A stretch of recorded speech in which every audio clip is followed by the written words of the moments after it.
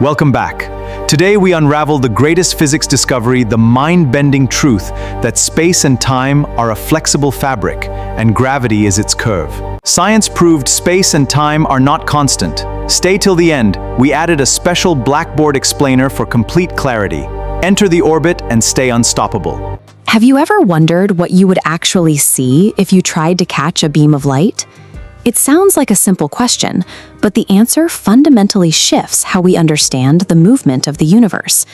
It's a question a young Albert Einstein obsessed over as a teenager. He imagined himself riding alongside a light wave and wondered what it would look like if he could somehow freeze it in place. To understand the weight of that question, we have to look at the physics of his day. Isaac Newton taught us that time is absolute. It is a rigid, invisible clock ticking away at the exact same rate for everyone, everywhere in the universe. Look at this diagram of everyday motion. If you're on a moving walkway going 5 miles an hour and throw a baseball forward at 50 miles an hour, to a side observer, that ball is traveling 55 miles an hour. You simply add the speeds. But Einstein realized if you replace the baseball with a flashlight, that basic math falls apart entirely. You cannot add the walkway's speed to the speed of light. In the context of the cosmos, the rules we use to navigate our daily lives simply stop working. The culprit behind this breakdown is the central rule of modern physics. The speed of light in a vacuum is an absolute, unbreakable constant, regardless of how fast you are moving. To see how weird this gets, let's put ourselves in Einstein's shoes. Imagine I am standing perfectly still on an old railway platform, and you are riding past me inside a futuristic, glass-walled train traveling at 50% the speed of light. In this top-down schematic, you stand at the back of that train car and click on a laser pointer. From your internal perspective, you measure how fast that beam moves away from you. Your instruments confirm exactly what we'd expect. The light shoots forward at precisely 186,000 miles per second. But here is where it gets strange. I am standing on the platform watching you go by. Common sense tells us that I should see your laser beam moving faster than you do. I should see the speed of your train plus the speed of the light. I don't. I look at that exact same beam of light, and I also measure it moving at exactly 186,000 miles per second, not a single mile faster. Think about that. Two people, moving at drastically different speeds, are looking at the exact same beam of light and measuring the exact same speed. That is a logical impossibility, unless reality itself is bending to make the math work. Everything goes back to a single foundational equation. Speed equals distance divided by time. If the speed of light is locked in place and cannot change, then the other two variables in that equation have to give. Distance and time must be fluctuating. To keep the speed of light constant, time responds. Watch how the moving train's clock takes slower than the stationary platform's clock. If time stretches, distance must also adjust. From the platform, the physical length of the train shortens, contracting so light speed doesn't increase. Einstein showed space and time are not rigid backdrops. They are entirely relative, constantly stretching and warping themselves to protect the speed of light. The speed of light functions as a fundamental limit that dictates the behavior of every star and galaxy we can see. So we know the universe will warp time and crush space to keep you from breaking this rule. But what happens to human biology, to your aging, and to your physical body if you somehow manage to push the engines and hit that universal speed limit? If you still picture the universe as a vast empty room with a ticking clock on the wall, it is time to throw that image out. Space and time are actually woven together into a single pliable fabric. But if the cosmos is a fluid mesh instead of a rigid box, we have to answer a rather glaring question. What exactly is gravity? For centuries, it made perfect sense to imagine gravity as a downward force. We pictured an invisible magnetic tether reaching up from the ground, grabbing our ankles and holding us firmly in place. Your senses are lying to you right now.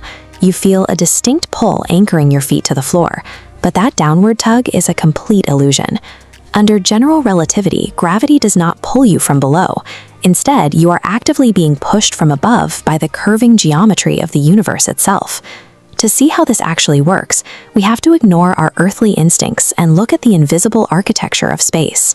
Picture empty space as a perfectly flat, three-dimensional grid. Drop a massive star into the center, and the fabric plunges downward, creating a steep depression. Introduce a smaller planet. It rolls smoothly along that sloped contour, guided entirely by the curved walls of space. This exact same geometric mechanism is keeping you in your chair right now. The Earth's mass bends the local space, and those curved walls constantly guide your body toward the center of the planet. What we experience as gravity is just matter following the curves of a bent universe.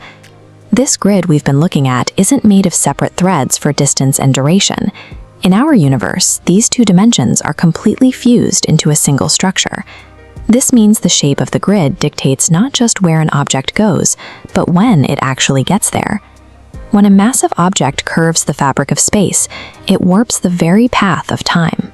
Because these grid lines are stretched inside a gravitational curve, a clock deep inside ticks visibly slower than one on the flat, undisturbed edge.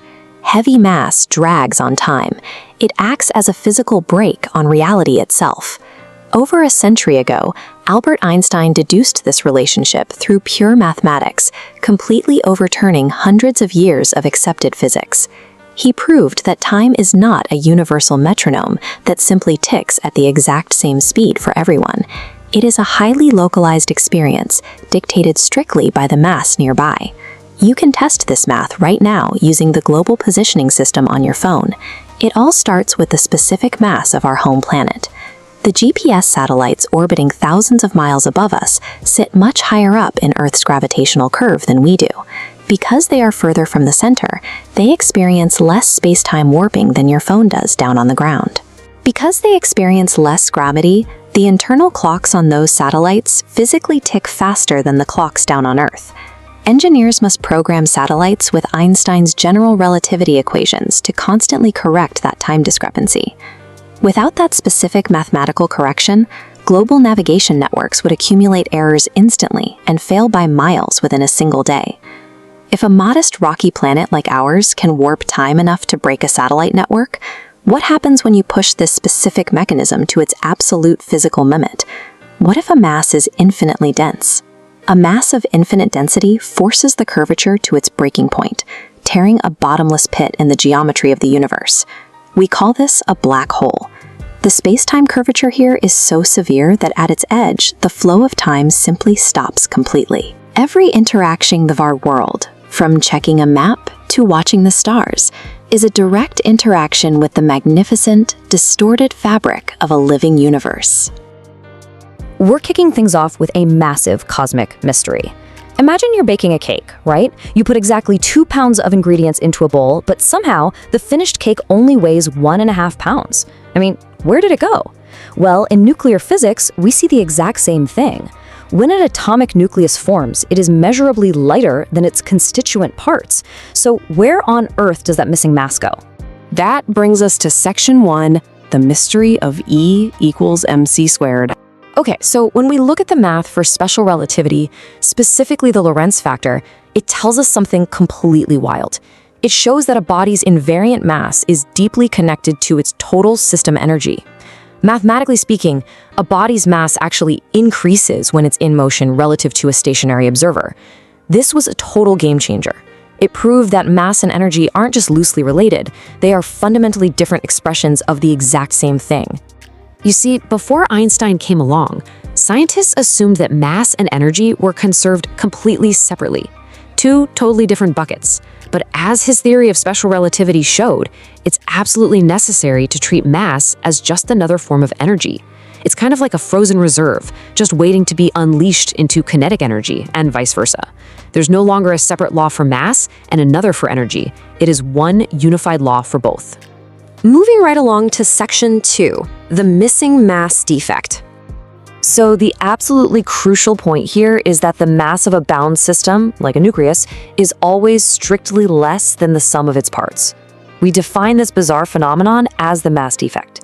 Basically, when unbound protons and neutrons combine to form a nucleus, a very specific, measurable amount of their mass just vanishes from the scale. To put that into perspective, let's tally up the math for a standard atom of oxygen-16. If we weigh its 8 isolated protons and 8 isolated neutrons, we get 16.12744 atomic mass units. But if we measure the intact, fully formed oxygen-16 nucleus, it only weighs 15.99053 units. We are literally missing 0.13691 atomic mass units. It's just gone. Which leads us directly to section 3, binding energy, or as I like to call it, the cosmic glue. So where in the universe did that missing mass go? Well, it didn't disappear, it transformed. That missing mass converted directly into binding energy. You can think of it as the invisible glue that holds that tiny nuclear volume together. Because remember, positively charged protons furiously repel each other. You need an incredibly strong attractive force to keep them packed in there. So that missing mass from our defect, multiplied by the speed of light squared, becomes the exact massive energy required to hold the atom together. Now, building on this idea, we can categorize these reactions. When nuclei transform into states with greater total binding energy, they actually release a net surplus of energy. We call this an exothermic reaction, which gives us a Q value greater than 0. Conversely, if you want to force a nucleus apart into its individual unbound protons and neutrons, you have to supply energy to break those bonds. That's an endothermic reaction, which has a Q value less than 0. Let's look at how this plays out in nature in section 4, the curve of stability. You know, nature always seeks balance, and mapping proton versus neutron numbers gives us this line of stability. As nuclei get larger and pack in more and more protons, those repulsive electric forces grow massively. The heavy elements way up high on the chart, like uranium or thorium, just have way too much repulsive force. So to survive, they become unstable and have to undergo radioactive decay, spitting out alpha, beta, or gamma rays, literally just to walk themselves back down into a stable zone. But right in that sweet spot, that safe zone, we find the medium-heavy nuclei. We're talking mass numbers between 40 and 100, which are the most stable in nature. And the absolute champion here is iron-56. The nucleons inside iron-56 are held together with an astonishing binding energy of negative 8.5 mega-electron volts per nucleon. It is literally the most firmly bound, stable structure we know of. And that brings us to our final act, Section 5, Fission, Fusion, and Energy. To really unlock the explosive power of that stability curve, we look first at nuclear fission. Here's how it works. We manually induce an exothermic reaction by hitting a highly fissile uranium-235 atom with a slow-moving thermal neutron. This momentarily creates an intermediate nucleus, uranium-236, which is so incredibly unstable it just violently splits apart into smaller fragments, like barium and krypton. This process releases immense heat and an average of 2.5 brand new neutrons, which then crash into other uranium atoms, triggering a massive self-sustaining chain reaction. Now, every single one of those fission events releases around 200 million electron volts of energy. To safely harness that, nuclear reactors have to be brilliant feats of engineering. They use fuel rods made of enriched uranium, usually around 97% stable U-238 and 3% highly fissile U-235, so the reaction can happen without getting out of hand. Then, control rods are precisely lowered into the core to absorb excess neutrons and control the chain reaction. Finally, the massive heat generated by the gamma rays warms a coolant like water or gas, which generates the steam to spin turbines and ultimately produce electricity for our grids. But on the exact opposite side of the spectrum, we have fusion. Instead of splitting heavy atoms, fusion forces very light nuclei, like isotopes of hydrogen, to combine into a heavier, medium-weight nucleus. Because the new, heavier nucleus actually has less internal energy than the individual light ones combined, that massive difference in energy is violently released as mass is converted. Guys, this is the very engine that powers our sun and literally all the stars in the sky. But, of course, there's a catch. To force two positively charged nuclei to actually touch and fuse, you have to overcome their intense electrical repulsion. You need them traveling at unbelievable speeds. And to achieve that, you need mind-blowing temperatures. We are talking on the scale of 2.8 billion Kelvin. At those extreme temperatures, the particles crash together with such kinetic fury that they finally overcome the repulsion and fuse. Whether we're talking about fission or fusion, the math always comes back to Einstein. If you convert just one single tiny atomic mass unit of mass defect into energy, you yield an absolutely staggering 931.5 mega-electron volts. Just think about that. A microscopically tiny amount of lost mass equals an earth-shattering amount of pure energy. As we close out our explainer today, I really want to leave you with this final thought. We've just seen that the stars shining above us and the reactors powering our cities rely entirely on the fact that matter can simply vanish and become energy. So if the invisible world of missing mass powers the universe, what other massive energies are just hiding out there in the invisible math of our world, waiting for us to simply solve their equations? Keep asking questions, keep looking at the math, and I will see you in the next one.